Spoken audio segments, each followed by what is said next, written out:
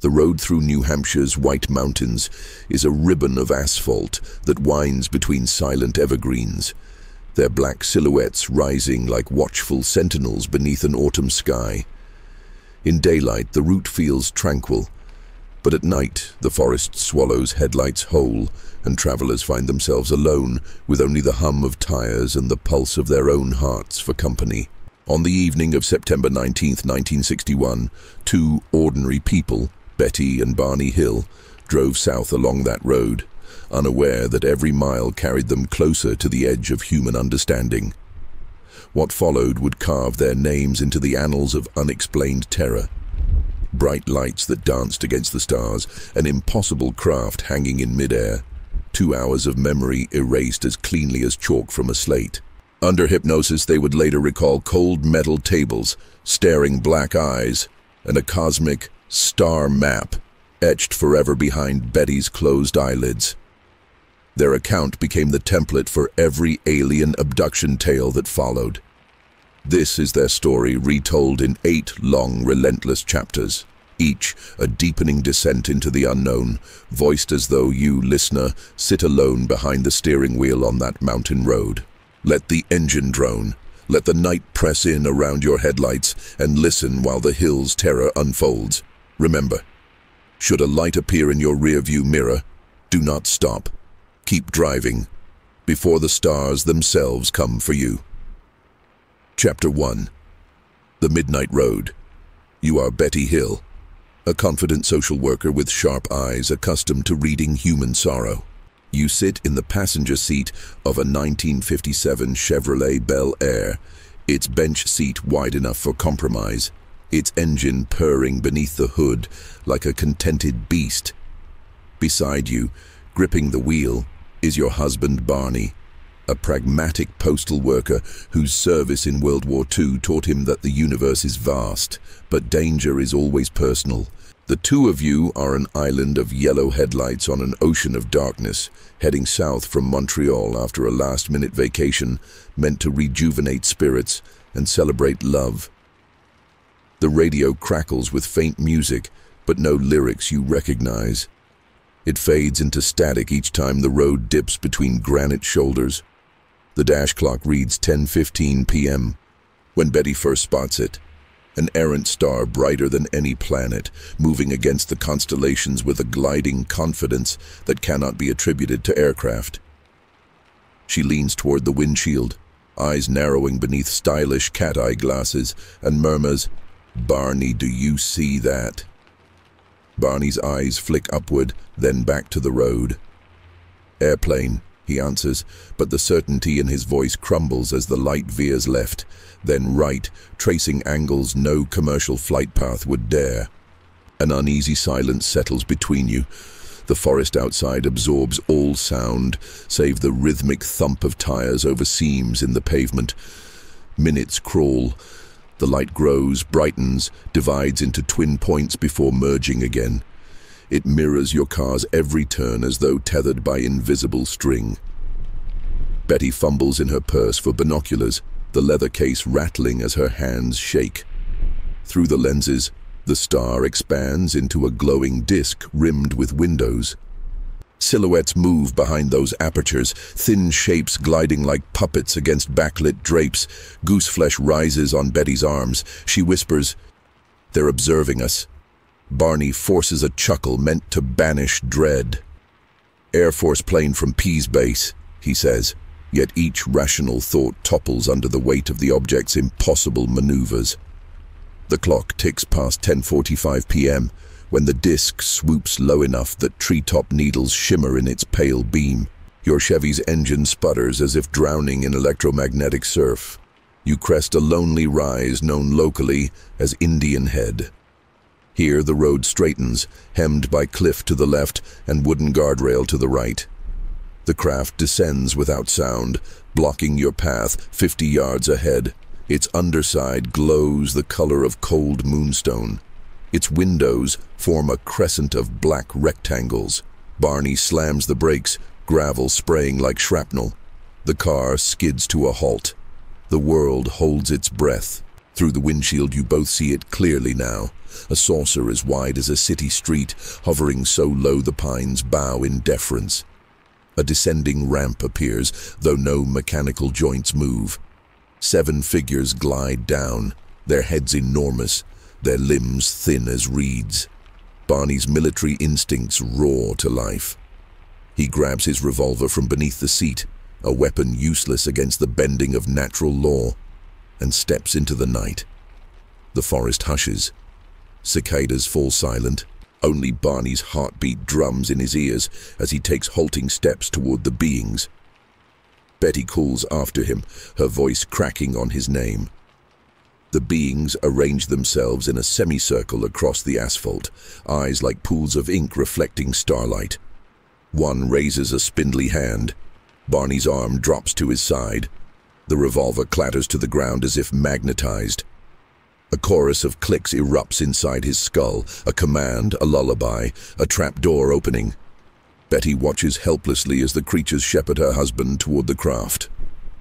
2 approach her door. Panic detonates in her chest. She fumbles with the handle, but before she can lock it, the door swings wide of its own accord. A smell of sterile metal and damp earth invades the Chevy. Hands that feel like molded rubber close around her wrists, guiding her, lifting her, carrying her toward the ramp. The disc's interior is lit by an ambient glow without source. Corridors curve gently, denying all sense of direction. Doors' iris opens soundlessly. Betty glimpses instruments that defy earthly imagination. Crystal consoles swirling with holographic constellations. Silver tables hovering unsupported. Needles the thickness of hair vibrating with blue energy.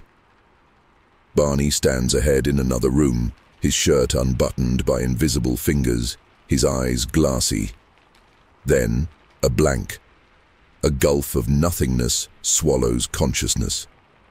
Betty reaches for memory and grasps shadows.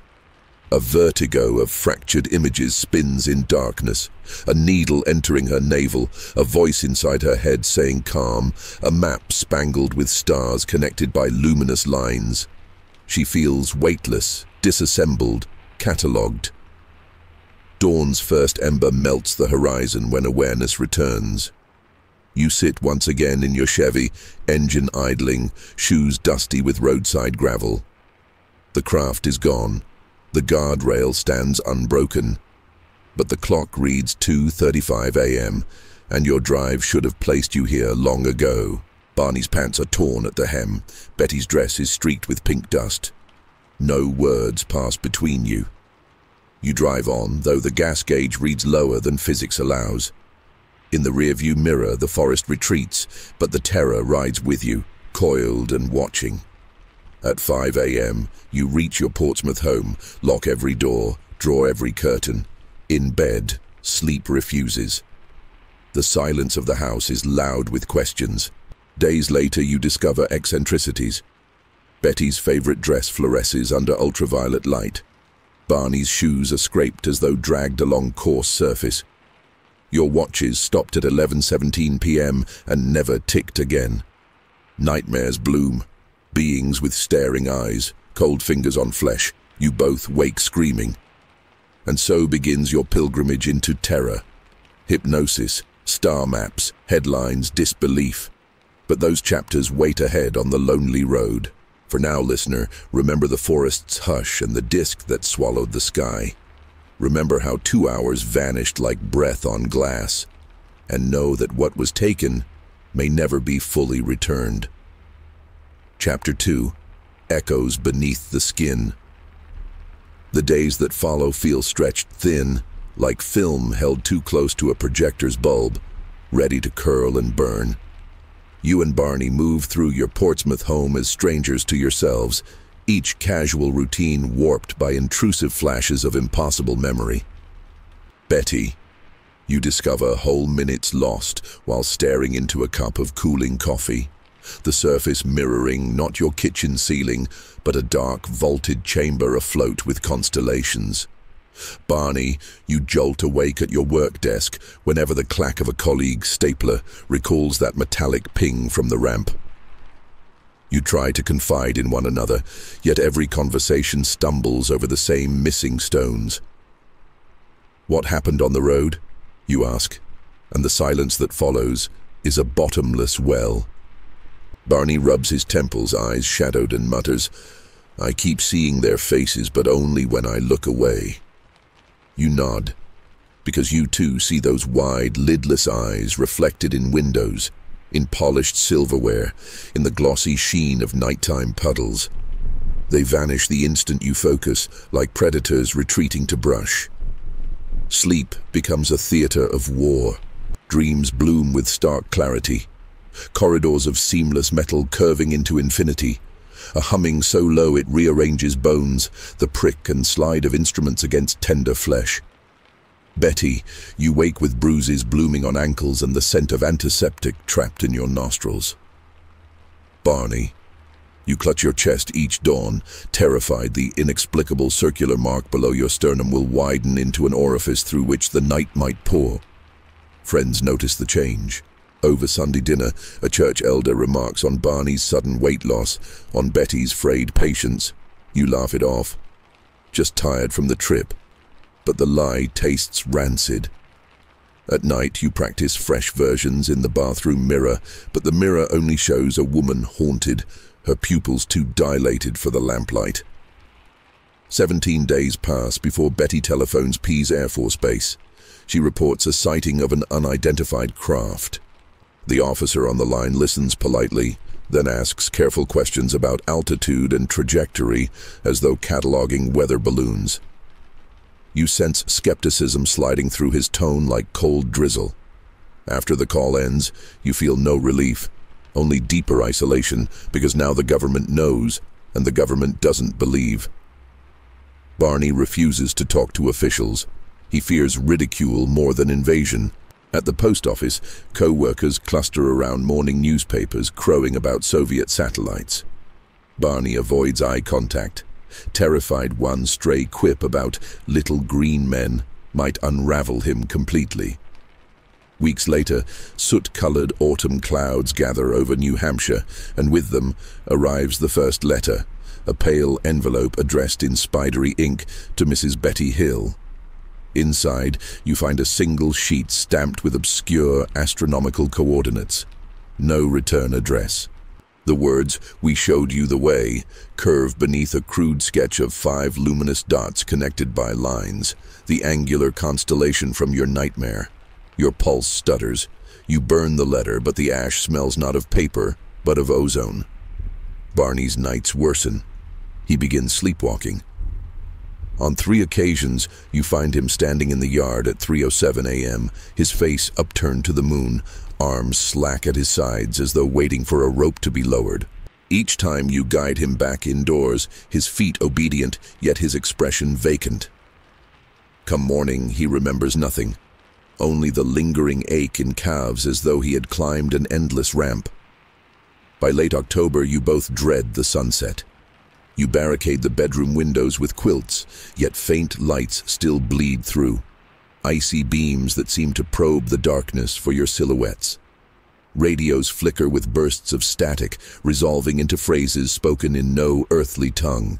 The dog, Delcy, cowers under the kitchen table, ears pressed flat, whining at the ceiling. One rain-glossed Tuesday, your car engine fails. Mechanics find the wiring fused in patterns resembling glass filaments, heat marks they cannot explain. They shrug, replace the harness. You drive home under clouds bruised purple, feeling as though each drop of rain contains microscopic eyes. On November 10th, sleep at last claims Barney so deeply he fails to notice when he begins to speak. You lie bedside, heart rattling, as a string of alien syllables slips from his lips, tight consonants and clicks, followed by English words, examination complete, release authorized. You shake him awake. He gasps, eyes wild, but claims only a dream of lying naked beneath a cold dome of light, while silhouettes parted his skin like pages in a book. Panic becomes a second skeleton inside you. You reach out to Dr. Benjamin Simon, a Boston psychiatrist known for pioneering hypnotherapy with shell-shocked veterans. He agrees to meet. The drive south is silent. Barney clutches the steering wheel so hard, the vinyl splits under his fingers. You note the rip, with detached curiosity, as though observing damage through thick glass. Dr. Simon's office smells of leather and talcum. He greets you warmly, but behind his wire-rimmed spectacles lurks clinical interest, not disbelief, not belief, merely curiosity sharpened like a scalpel. He proposes separate regression sessions, assuring you that hypnosis will only peel back layers you yourselves permit. You sign releases with trembling hands. The first trance unfolds under sterile ceiling lights. Betty, you feel your mind sink like a pearl into dark water. Doctor.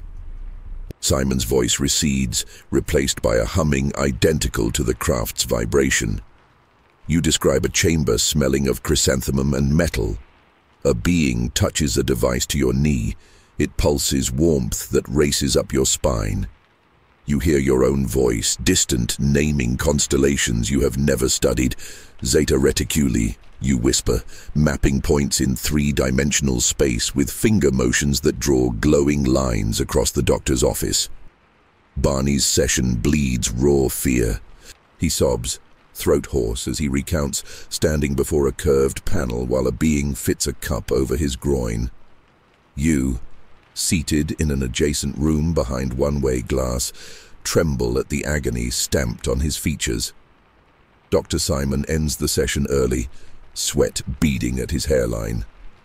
Afterward, the doctor confers privately. He speaks of shared delusion, of post-war trauma manifesting as cosmic narrative.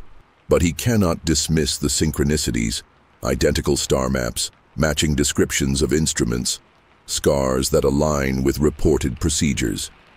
He schedules further sessions. At home that night, a knock rattles the front door precisely at midnight. When Barney opens it, no one stands on the porch. Yet at the threshold lies another envelope, damp with dew. Inside, an X-ray photograph of a human jaw with a tiny, almond-shaped object embedded near the hinge, scrawled beneath, "Under the skin where we left it." Barney touches his ear, where a tender lump has recently formed. The chapter of your normal life is over. Ahead lies only deeper corridors, brighter lights, questions that may never allow answers. You close the door, slide the deadbolt, and whisper to the dark house, "We know you're still watching." Chapter 3. Needles of Memory. The air outside Dr. Simon's Boston office tastes of diesel and seawater, but within the confines of your minds, the salt is replaced by ozone and antiseptic. Week after week, you return to the leather-scented room, surrendering consciousness beneath the therapist's calm metronome of words. Each session is a scalpel, peeling back layers of caution, revealing memories like raw nerves. And the more you remember, the less the waking world makes sense. Betty, you lie upon the couch, pulse fluttering at your throat. Doctor, Simon counts backward from 10, voice warm as lamplight. And suddenly the ceiling dissolves into the luminous shell of the spacecraft. You float above the examination table, silver clamps cold against your calves. A being to your left tilts its oversized head. There is no mouth, yet you feel its question slide into your skull. Why do you struggle? Pain is temporary. Sweating in the office, you whisper aloud, "Because it is mine." Barney's turn follows. He stiffens, jaw clenched, as Dr. Simon guides him past the threshold of waking. His voice quavers while he recounts the cup device tightening, the sterile suction that strips away dignity, the heat that blooms behind his eyes until vision snows static. He sobs, not from pain remembered, but from shame that men of war are not meant to feel so helpless. Dr. Simon's pen scratches paper like an insect leg. Soon transcripts fill thick binders. Parallel descriptions align too precisely for coincidence. The humming power core that smells of burnt cinnamon. The hieroglyphic wall panels pulsing in time with heartbeats. The needle thin as frost inserted behind Betty's ear, drawing forth a single clear bead of cerebrospinal fluid before sealing the puncture without a scar. News of your sessions leak somehow. Perhaps a receptionist with a curious cousin. Perhaps microphones hidden by hands you'll never know. Reporters begin circling like crows. On a rainy December night, a headline shouts from newsstands across New England, Portsmouth, "Couple claim alien exams." Photographers invade your porch, bulbs flaring like miniature UFOs. Betty, you clutch the doorknob till knuckles pale. Barney paces the living room, chain-smoking, cursing each flash. The phone rings non-stop. Skeptics sneer, believers plead, pranksters bark metallic gibberish then hang up. Sleep is now a battleground patrolled by voices both human and inhuman. Yet amid the tumult arises one shard of clarity, the star map. Betty, under deepest trance, you describe a three-dimensional chart displayed by the lead entity, the navigator you have named him, lines of luminescence linking twin stars to 5 lesser suns in an angular lattice. Dr. Simon sketches as you speak. Later, astronomer Marjorie Fish visits, rearranging translucent beads inside a wire mesh until the pattern emerges. Zeta Reticuli, a binary star system 39 light-years away. The discovery shocks you cold. Your education is in social work, not astrophysics. Explaining this knowledge strains science's seams. Barney, meanwhile, suffers in ways the newspapers do not see. His gums bleed around a molar that aches with lunar cycles. Dentists find nothing but healthy enamel. Yet one dawn you wake, tasting copper. Betty screams when she sees the pillow, a nickel-sized metal disc glistening with blood. X-rays show a void where the object once nestled.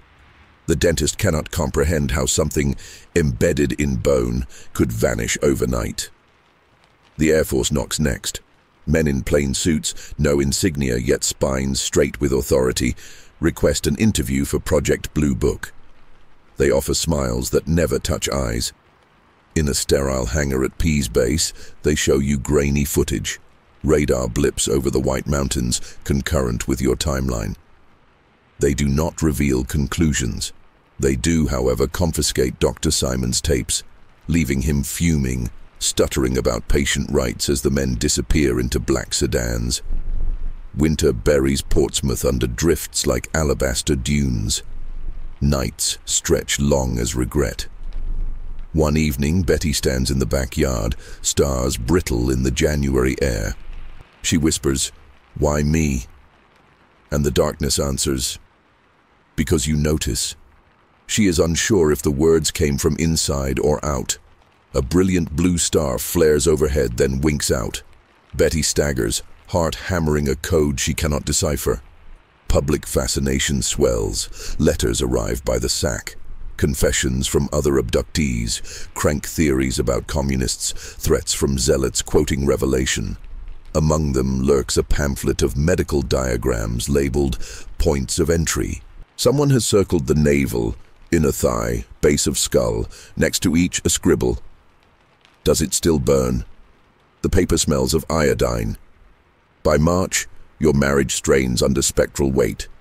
Arguments ignite over trivial sparks. Spilled sugar, mislaid keys, but burn with subterranean fury. Betty accuses Barney of emotional retreat. Barney snaps that Betty invited the attention by staring through binoculars.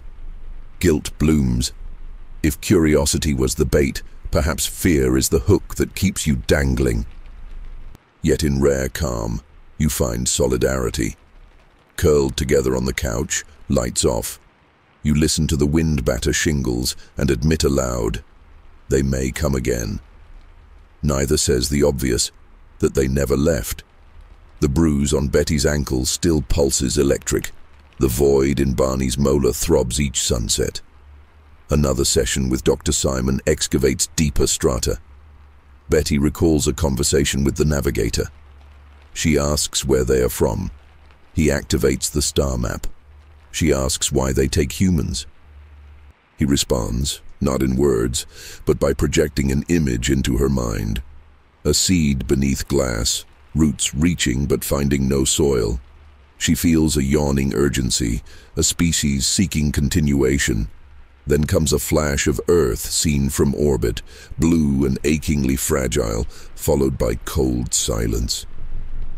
In the office chair, Dr. Simon shifts uncomfortably. His recorder whirs louder as though straining to capture cosmic mourning. The chapter climaxes on a wind-ripped April night when the telephone wakes you at 2:11 a.m. A voice, metallic and sexless, speaks a single phrase. Prepare for follow-up. The line clicks dead. Barney slams the handset down, double bolts the door, loads his revolver, though he doubts it will matter. Outside, the dog whines. In the distance, a transformer hum rises. Too constant, too vibrant. You sit awake till dawn's gray fingers creep across the windowsill, listening for any sound beyond heartbeat. None comes. But in the hush after the sun lifts, you understand the call was not a threat. It was an invitation. Chapter 4. Whispers in the Wavelength. Night after night, the telephone remains silent, but the air inside the house thickens as though each breath deposits another layer of unseen dust. Electrical devices hiccup. The television loses vertical hold at 33 minutes past every hour.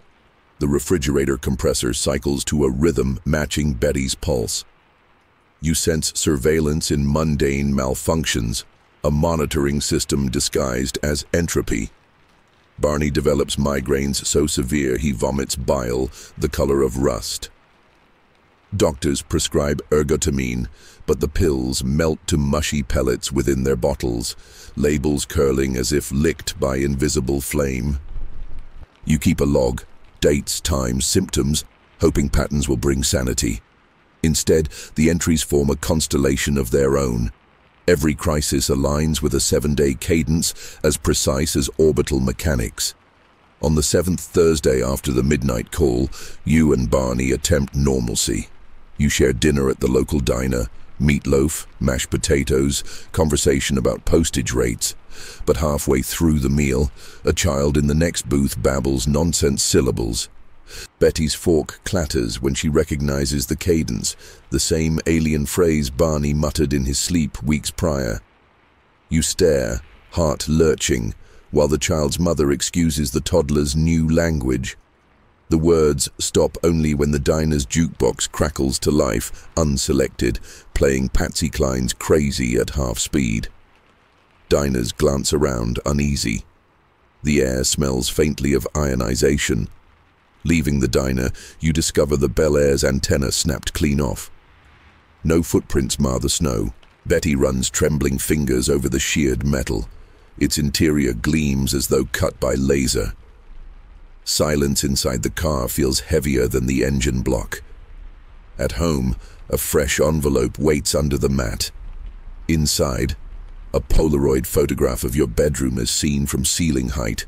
Barney sleeping, Betty seated on the edge of the bed, face buried in hands. The angle suggests vantage from mid-air. Someone or something was there while you grieved within ignorance. Barney curses, tearing the photo, but each fragment reveals microdots of binary code along its edge. When scanned days later at the university, the code resolves into coordinates for a location deep in the White Mountains, accessible only by abandoned logging road. Follow the breadcrumb, scrawled beneath in identical script to previous notes. Dr. Simon advises caution. He warns of psychological warfare. Yet you both know the truth. Following may be the only way to reclaim autonomy. On April 23rd, beneath a gibbous moon, you drive north. Betty clutching a cassette recorder, Barney armed with a camera and his revolver. The mountains greet you with silence so profound it seems carved. The logging road deteriorates into ruts. Branches rake the Chevy's flanks, squealing like trapped animals. At 1:14 a.m., the compass on the dash spins, engine coughs, headlights flicker. Then the beam falls upon clearing, snow-dusted earth, ring of toppled birches, center marked by perfect circle of melted frost. Before you exit the vehicle, the air tingles, hair lifting on napes. A sensation, like fingertips brushing cortex, slides through thoughts. Welcome back. Barney tries the door handle. It will not budge. Betty's recorder clicks spontaneously, tape reels spinning through no button depressed. A hiss fills the cabin, modulated into rhythmic pulses. Your ears adjust. Buried within static hides a voice reciting numbers, prime, ascending, endless. The windshield fogs from outside as though exhaling. Letters appear in condensation. S-T-E-P-O-U-T. The Chevy keys vanish from the ignition between blinks. Panic claws, yet a numb serenity overrides, coaxing muscle to obey. Doors unlock without sound. Outside, the circle's soil steams despite freezing temperature. Betty kneels, touches earth, finds warmth akin to body heat. She pockets a pebble. It scalds through glove. Barney raises his camera, but the shutter refuses. Instead, lens retracts, as if camera has chosen protest. Lights ignite above tree line, 10 spheres arranged in a spiral, descending in helix motion. No sound but crackle of thawing frost. The spheres merge into single luminous column that pours onto clearing like liquid mercury, sending birch bark fluttering away as white ash. Within columns, silhouettes descend, fewer than last time, yet taller, their limbs jointed in extra segments. Barney draws revolver. The trigger locks. An entity gestures. The weapon peels apart, screws and springs suspending mid-air before rearranging into a perfect geometry unknown to Earth's math. Pieces fuse into small cube, drop at Barney's feet, still warm. Inside your skull, language manifests not as words but sensations. Weight of granite, taste of copper, smell of lightning. Translation crystallizes. We modify, you adapt. Betty's knees buckle. The beings approach, skin pearlescent, eyes faceted like insect. One extends a hand bearing translucent slate. Upon its surface blooms Betty's star map, but now additional roots radiate outward, arteries of intention. In the narrative of fear, time elongates. Seconds drip viscous. They press fingertips to Betty's temples. Images flood. Planets shrouded in red storms, moons cracked by lattice domes, larvae floating in amniotic lakes. An ache spreads behind her eyes, knowledge too vast grafting onto synapses.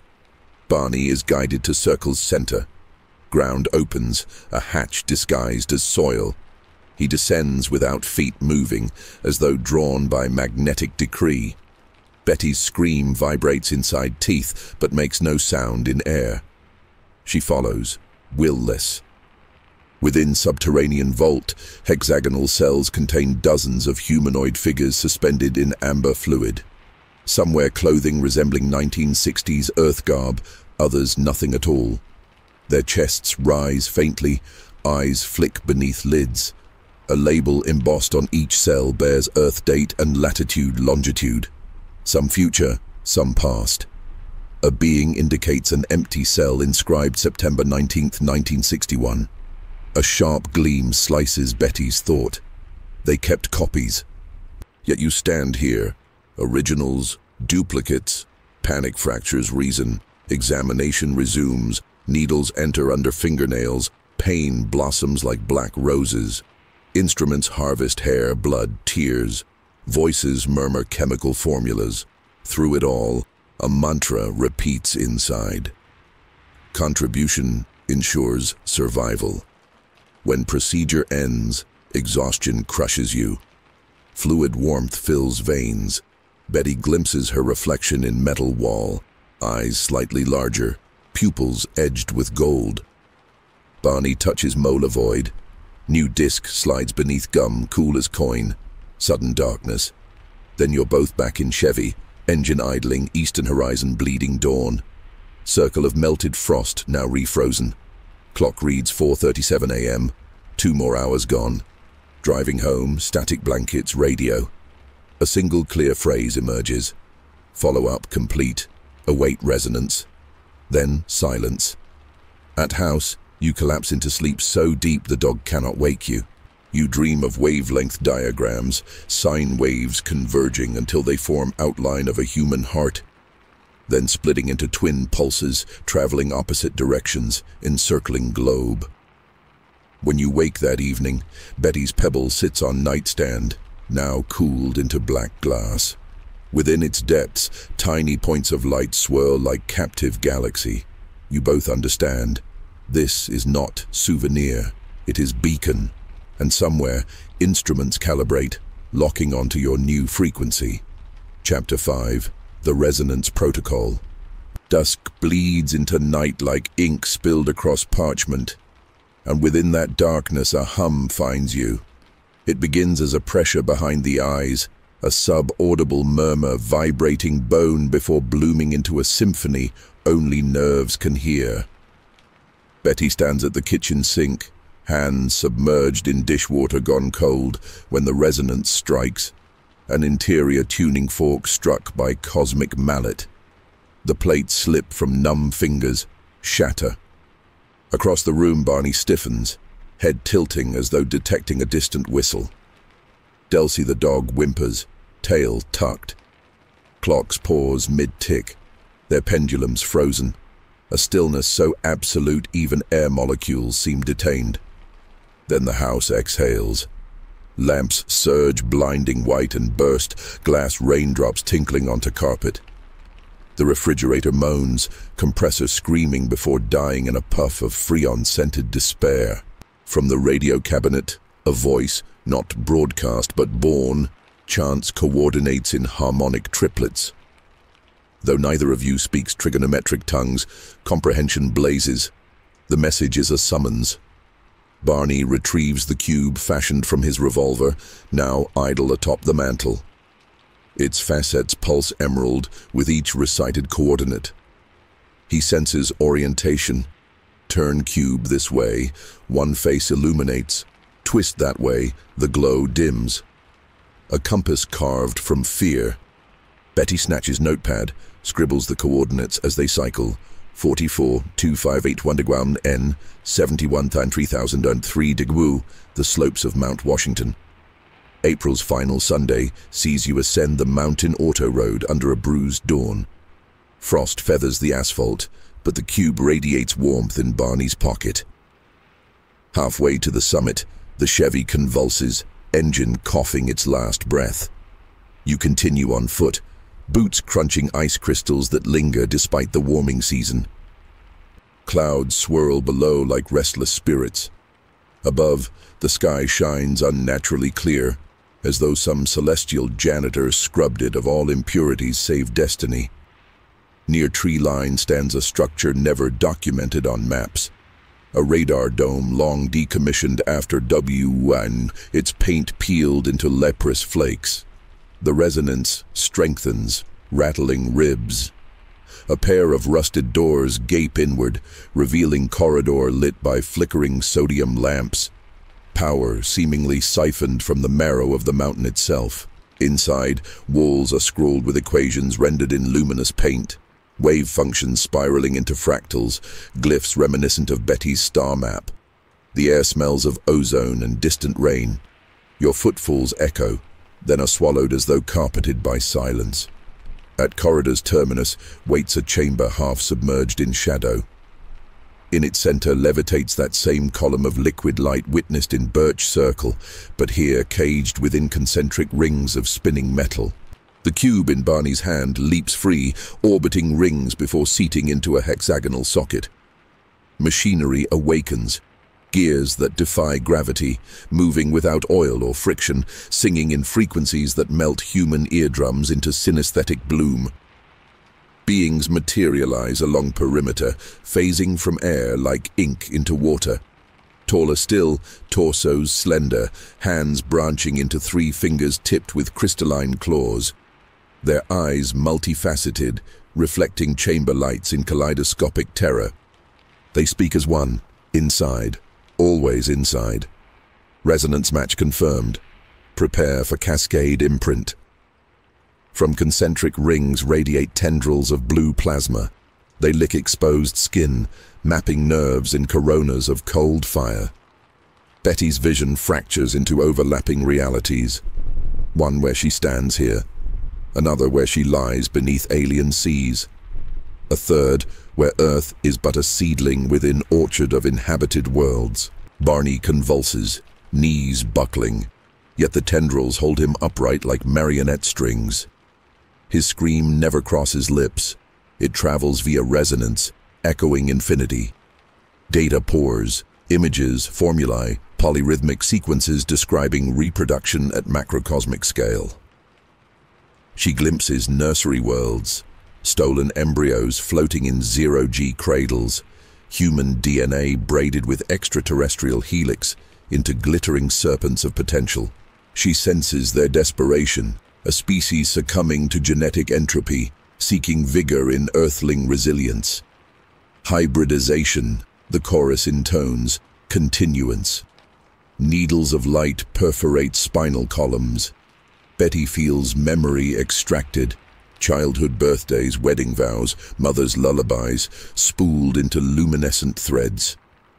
In their place, they weave fragments of alien chronicle, the fall of Reticulum Prime, the voyage of generation arcs, the algorithm predicting extinction without infusion of foreign vigor. Tears burn trails down cheeks, though emotions feel stolen, replaced by cosmic melancholy. Suddenly alarms, harsh geometric tones, shatter psychic communion. One entity lurches, faceted eyes flashing crimson. Betty perceives intrusion. A helicopter from Mount Washington Observatory has deviated course, radios buzzing with confusion over magnetic anomalies. The beings accelerate procedure. Barney's chest arcs backward as a sphere rises from console, embedding beneath his sternum with zero incision. He gasps as heartbeat synchronizes to alien rhythm. Thrum, pause, the metronome of distant suns. The lead entity projects. Resonance seed planted. Observation will continue through host. Betty envisions years unfolding, night sweats, voices, eventual activation when solar flares align. They promise no return visits. Instead, they will bloom within you, silent gardeners. With a thunderclap of displaced air, the chamber implodes into negative space. Betty and Barney tumble onto windswept slope outside radar dome, except the dome is gone, replaced by scree and lichen as though never built. Their clothing bears soot rings, Betty's notepad fused to glass in her pocket. The cube? Vapor. Descent is blur, knees buckling, lungs heaving rare mountain oxygen. At the crippled Chevy, engine roars alive unbidden. They drive home wordless, each mile marker a heartbeat closer to resignation. In Portsmouth, days merge. Betty hears children's laughter from unplugged baby monitor. Barney's chest glows faintly under X-ray at local clinic. Doctors blame defective film. News headlines trumpet NASA's plans for Zeta Reticuli probe. Conceptual only, decades away. Betty smiles a brittle smile, thinking they won't have to travel. The mission already lives within us. One night, Betty dreams of a child with her eyes and faceted pupils, standing on rocky shore beneath twin suns. The child waves, mouth opening into chord of frequencies. Betty wakes breastfeeding phantom wait. Meanwhile, Dr. Simon's office burns in electrical fire, tapes melted, transcripts blackened. Arson suspected, culprit unknown. The loss feels orchestrated, as if clearing evidence before resonance activates fully. Radiostatic resumes its prime number hymn only once more, on solstice sunrise. Protocol complete, await harvest.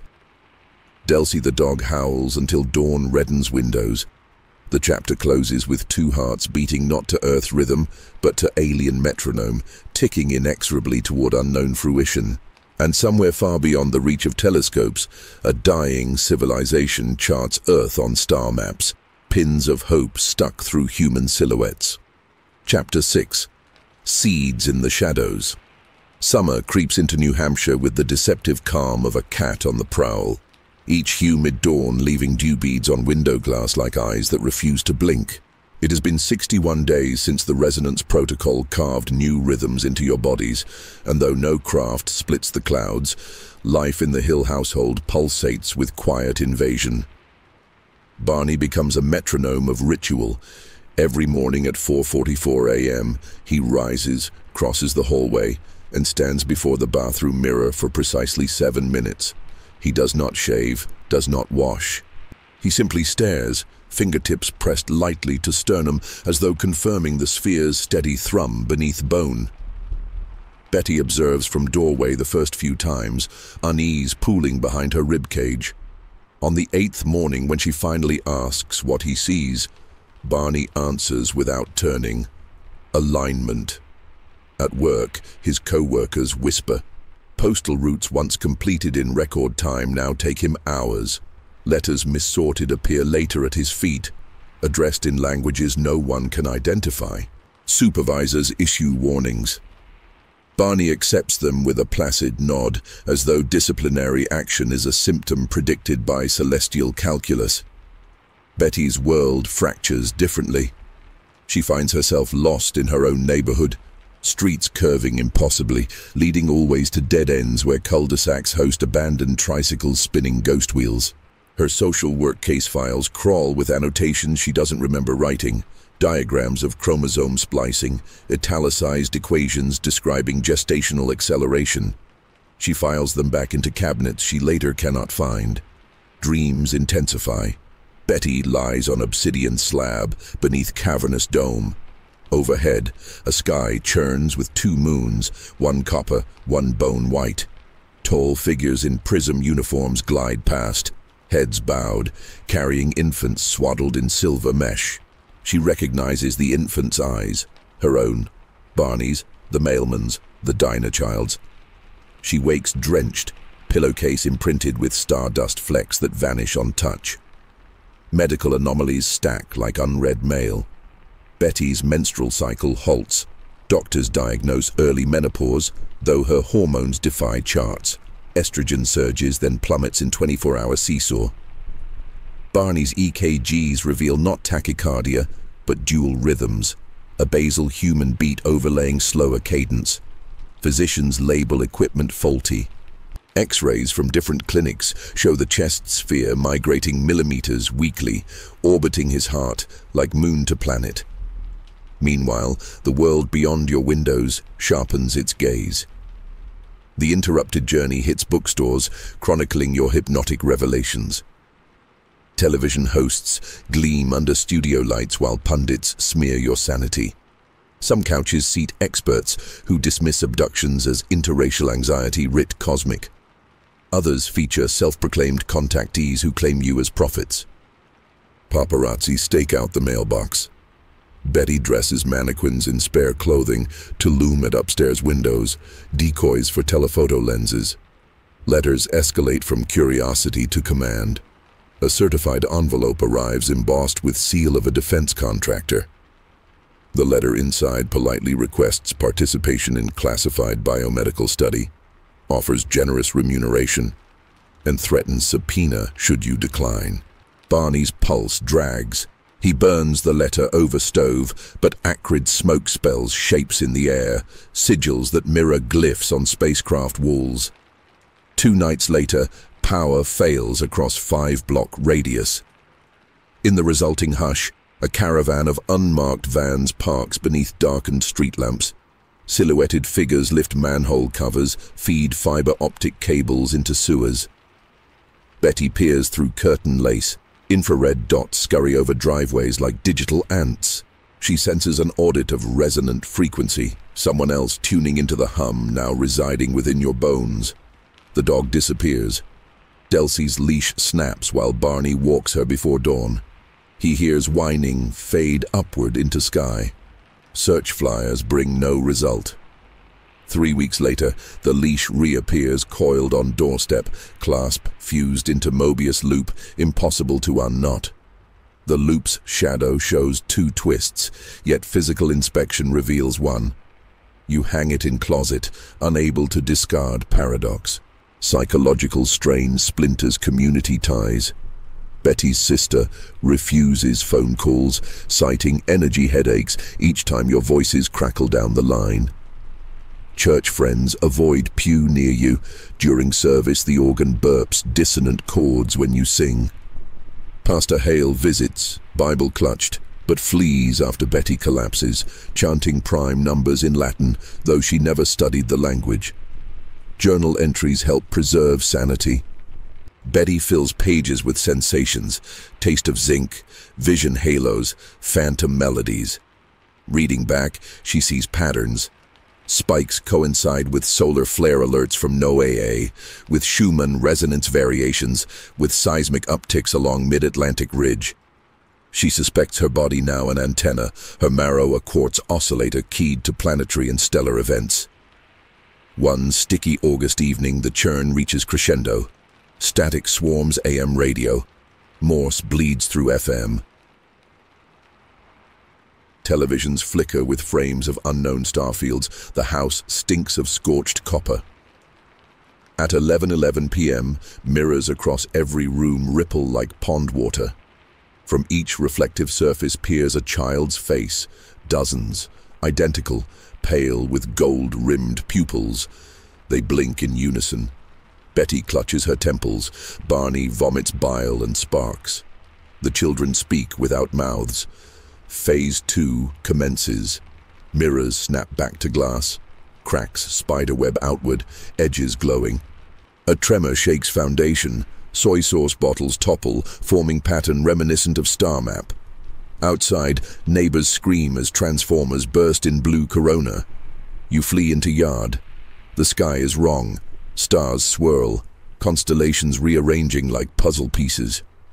A direct overhead path opens, a tunnel of null light, center darker than space.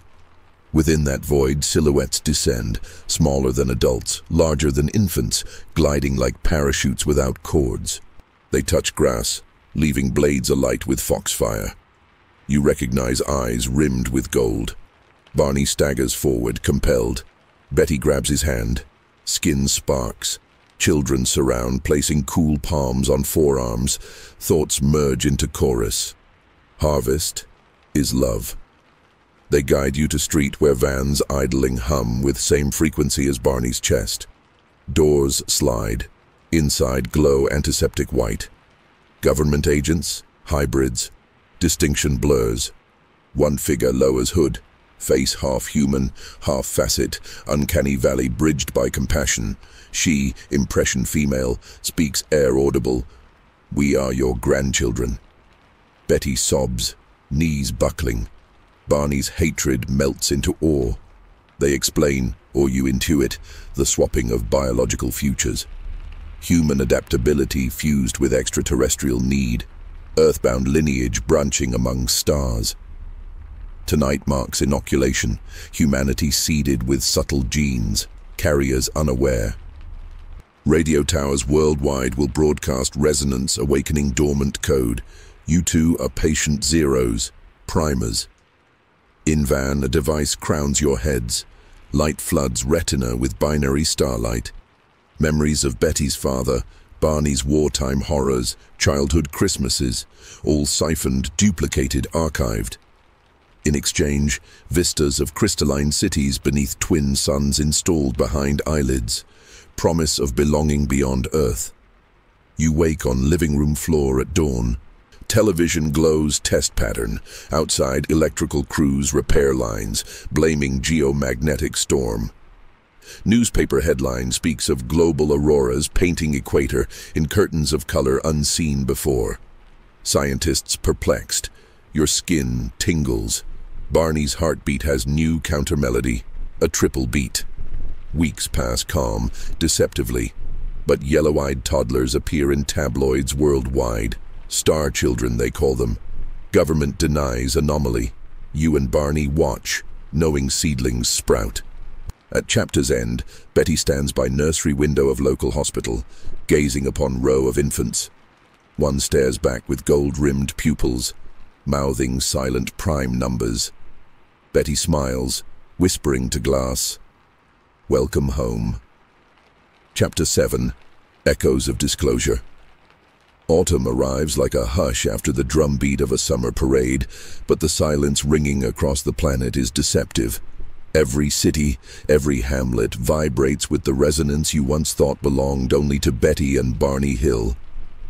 It thrums beneath subway tracks, coils around fiber-optic cables, and lingers in the wind that rattles dying leaves.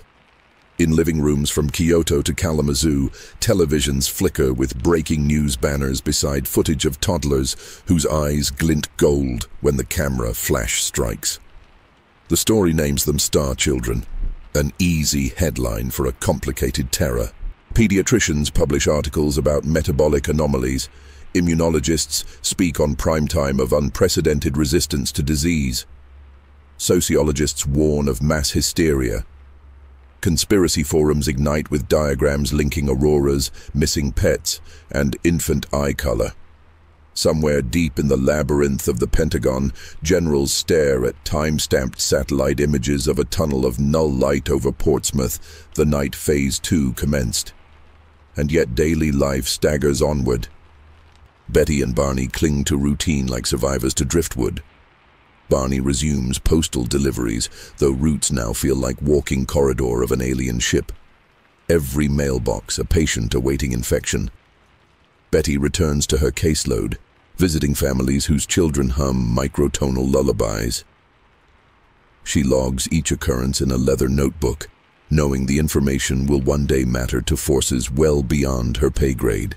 The letter late October, an envelope with no postmark lands in the Hill mailbox. Inside, a single translucent card. When Barney tilts it to the light, holographic script blooms, glyphs morphing into English letters. The message is simple.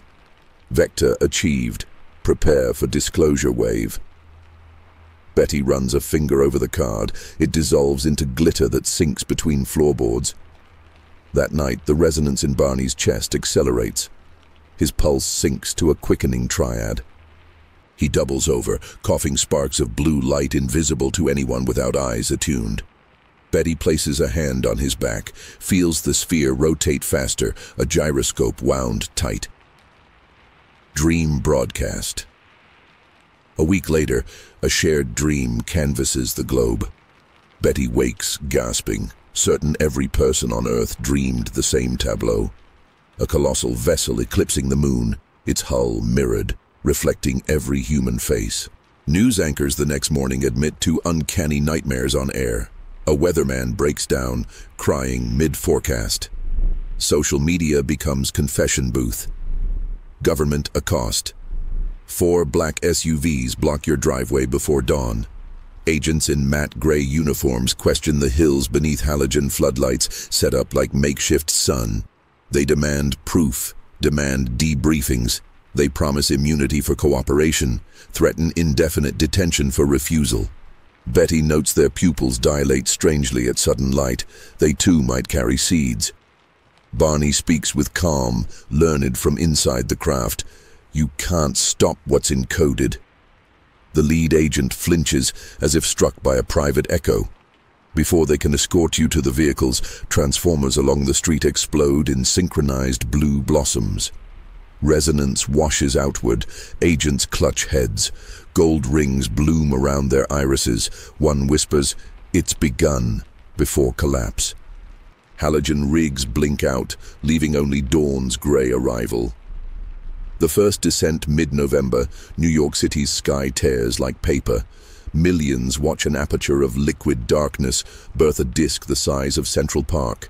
It hovers, casts no shadow, emits sub-audible hymn. Panic consumes streets, yet the craft remains inert. After 7 minutes, it folds back into sky, leaving clouds unmarred.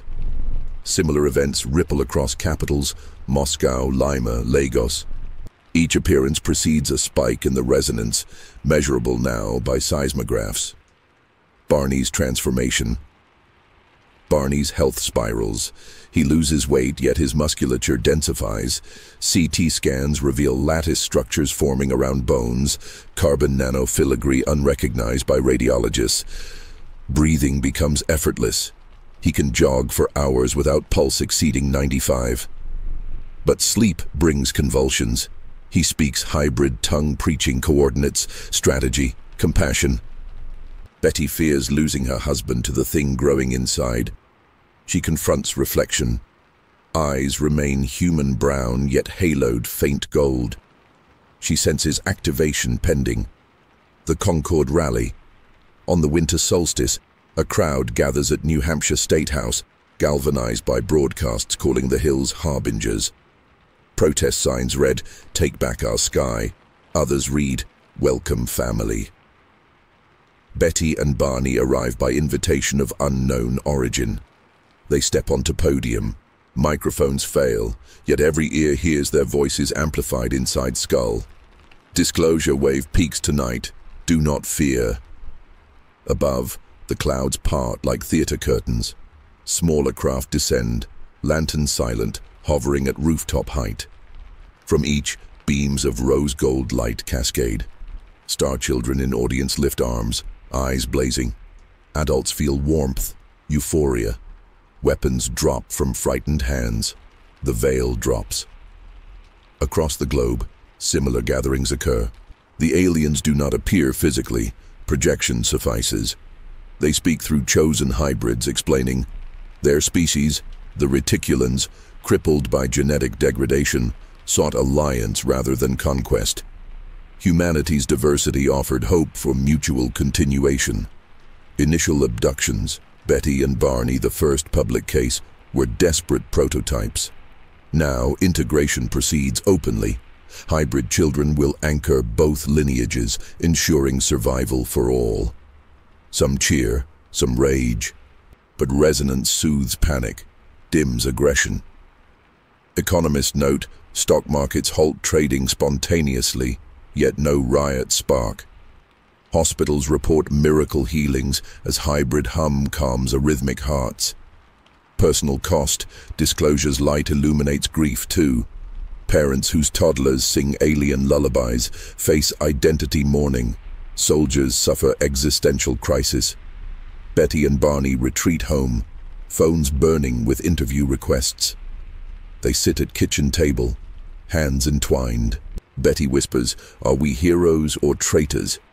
Barney answers, "We are bridges."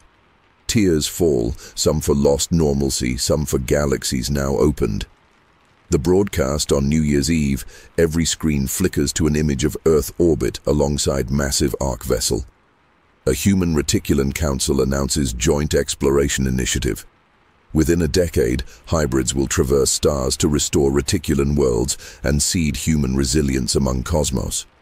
Volunteers requested. Betty feels call in marrow. Barney's sphere hum halts abruptly. Pain flashes, then calm. He smiles. The gyroscope has powered whatever beacon necessary. He is free, yet forever changed. Epilogue of Chapter Snow falls outside. Betty opens window, lets flakes kiss skin metallic with starlight. She records final note into tape. If history remembers us, let it remember humanity chose wonder over fear. In distant attic, the holographic card reforms from glitter, words shifting to Phase 3, Journey, Urnin. Chapter 8, Horizon Beyond the Hills. Winter releases New Hampshire in the slow thaw of early March 1967. But for Betty and Barney Hill, the season of ordinary weather never truly returns. Their cottage sits in a hush, so profound even the creak of settling timbers sounds like a voice whispering from another star. Outside, robins test the air for warmth. Inside, two pioneers watch the news as global headlines crawl across the screen. Hybrid Council announces first off-world exchange program. The anchor smiles a plastic smile, but his pupils shimmer gold at certain angles, betraying his participation in the new epoch. A knock rattles the door precisely at 3:03 a.m. Triple primes. Betty answers to find no one, yet on the step rests a silver valise engraved with an interlocking double helix. She brings it to the kitchen table, where Barney waits, heart humming its triad. The case opens to the warmth of their fingerprints. Inside lie 2 garments, fluid-woven jumpsuits that ripple between hues of midnight and aurora green, and a pair of translucent discs no larger than coins. Text blooms on the lid, English superimposed over alien glyphs. Ambassadors, departure window, vernal equinox. Preparation. In the weeks that follow, farewell becomes a series of mundane tasks refracted through cosmic lens. Betty drafts resignation letters, leaving social work files in immaculate order. She slips anonymous envelopes under the doors of star children families. Notes of encouragement, resources, the promise, you are not a mistake. Barney sorts his final mailbag, slipping world-stamped postcards into pockets, keepsakes of Earth's corners. He grants Delsey's empty leash to neighborhood boy who lost a pet. The Mobius clasp shines under spring sun. They take long drives along the White Mountains, tracing the same stretch of Route 3 where terror first found them. Pines whisper ancient lullabies, asphalt glitters with mica. Radio static carries faint harmonies that align Barney's pulse. They do not speak of fear. They speak of gardens they will plant under twin suns, of letters they will transmit across quantum entanglement, of how Earth air smells of wet moss. Information worth archiving for descendants who may only know sterile domes. Equinox Eve, March 19, 1967. Sunset spills copper onto snowpack. Painting yard in bruise red. Betty and Barney dress in fluid jumpsuits. The fabric seals to skin, temperature perfect. The translucent discs adhere to temples, fusing with gentle warmth. Heads clear instantly, as though sinuses of the soul drained. All aches relent. Memories sharpen to diamond focus. At 11:11 p.m., resonance peaks worldwide. Instruments across observatories scream as Schumann frequencies triple. Aurora curtains unfurl along equator once more, ribbons of rose and emerald writing hieroglyphs on night. Humanity lifts eyes, some in terror, many in awe. The Ark arrives. A soundless flash bleaches the sky. Over Portsmouth Harbour materializes the Ark vessel, kilometers long, spine arched like Nautilus shell, hull flickering mirror images of every coastline.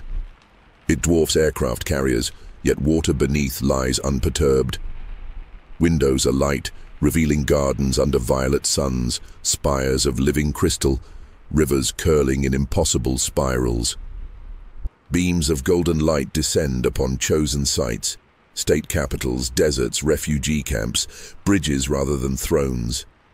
Rising within each beam are ambassador pairs, some human, some hybrid. A few pure, reticulan elders whose eyes glow like deep-sea creatures. Betty feels weightlessness tug her bones. She and Barney step onto front porch as beam coalesces. They rise gently, porch floor blurring, stars expanding. Neighbors exit houses, craning necks. Some weep. Children laugh, waving at Betty's ascending silhouette. She waves back, tears sparkling, drifting upward into warmth that smells of lilac and stardust. Inside the Ark, the reception bay resembles cathedral carved from mother of pearl, floored with bioluminescent moss, walled with honeycomb cells housing seedlings. Each glowing embryo a hybrid promise. Reticulan archivists greet them, telepathic chords harmonizing. Betty and Barney feel data transfer, Earth languages, histories, art encoded for interstellar library. A council assembles, human scientists, hybrid diplomats, reticulan navigators. A holographic sphere of the Milky Way rotates, marked with roots spiraling outward from Sol. Councilwoman Asha, eyes human, pupils ringed gold, explains mission. Seed fleet will depart in fractal waves, restoring ecological collapse on reticulan colonies, planting Earth fauna where compatible, bringing reticulan technology to heal Earth's coral reefs, atmosphere. Betty asks, "When do we come home?" Navigator replies, "When home encircles more than one star." The concept thrums with hope and melancholy. Earth's dilemma. Not all on Earth rejoice. In bunker depths, militant factions plot sabotage, branding hybrids as usurpers. They hack telecom to broadcast message, reject the cosmic plague. Missiles arm near classified sites. Council anticipates. Arc shields energize, diffusing warheads into dust before launch codes executed. Betty feels sorrow for fear-driven hearts, but knows seeds sprout only when soil tilled, even by chaos. The departure vernal equinox dawns. March 20th. Arcs worldwide lift simultaneously, humming like colossal bees. Betty and Barney stand at starboard viewport, watching Earth recede. Africa's dawn terminator glows amber. Pacific storms swirl like cosmic fingerprints. They hold hands, a simulation sphere in Barney's chest, pulsing calm. Light bends around vessel as it engages slipstream. Stars streak into rivers. Betty's mind opens. She senses hybrid children across decks humming prime numbers, a lullaby for space-time. She joins, voice merging, resonance forming bridge to those behind. On Earth, radios pick up faint choir. Message home from Lagrange translator array, the first joint statement broadcasts. We leave not to abandon, but to prepare soil for roots that span light years. To mankind, your courage sows tomorrow's constellations. Cameras on Earth capture auroras, spelling unknown script. Cryptographers later decode into phrase, "Hope germinates." Epilogue. Years pass aboard Ark, measured by twin sun calendars. Betty tends hydroponic orchards where Earth apples crossbreed with lucent reticulan fruit. Barney instructs hybrid cadets in postal mapping, teaching them to navigate cosmos as he once delivered letters. Their hearts still beat triad rhythms, but pulses align now with ship's humming core. On Earth, gold-eyed children mature into ambassadors, mediating between fearful governments and Star Council. Wars diminish. Climate treaties sign under auroral nights. Skeptics exist, but resonance persists, softening clamor.